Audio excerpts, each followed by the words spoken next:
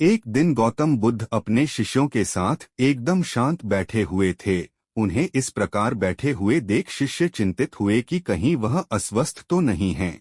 एक शिष्य ने उनसे पूछा कि आज वह मौन क्यों बैठे हैं, क्या शिष्यों से कोई गलती हो गई है।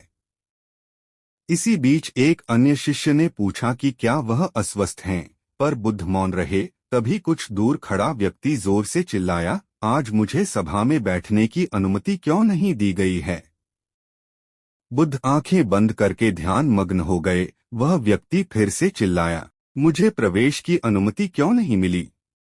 इसी बीच एक उदार शिष्य ने उसका पक्ष लेते हुए कहा कि उसे सभा में आने की अनुमति प्रदान की जाए। बुद्ध ने आंखें खोलीं और बोले, नहीं, वह अछूत है, उसे आज्ञा नहीं दी जा सकती। यह सुनकर शिष्यों को बड़ा आश्चर्य हुआ। बुद्ध उनके मन का भाव समझ गए और बोले, हाँ, वह अछूत है।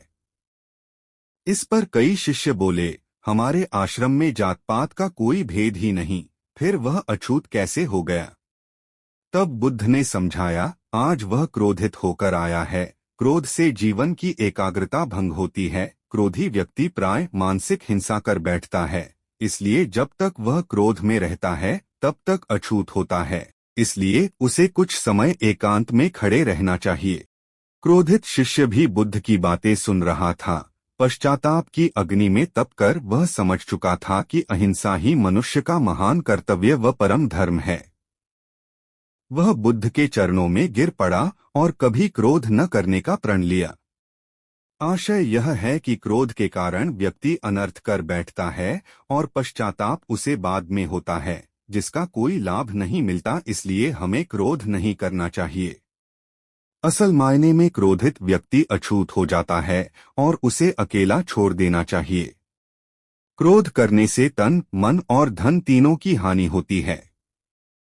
क्रोध से ज्यादा हानिकारक कोई और वस्तु नहीं है। इसलिए किसी भी परिस्थिति में हमें शांत रहना चाहिए और समझदारी से उसका सामना करना चाहिए, क्योंकि क्रोधित व्यक्ति हमेशा अपना ही नुकसान करता है, जबकि क्रोध खत्म होने के बाद उसे बहुत पछतावा होता है। इसलिए गौतम बुद्ध ने बताया, कभी क्रोध नहीं करना चाहिए। दोस्तों, आगे ऐसे ही वीडियो देखने के लिए चैनल को सब्सक्राइब करके बेल आइकन को ऑल पर सेट जरूर करें।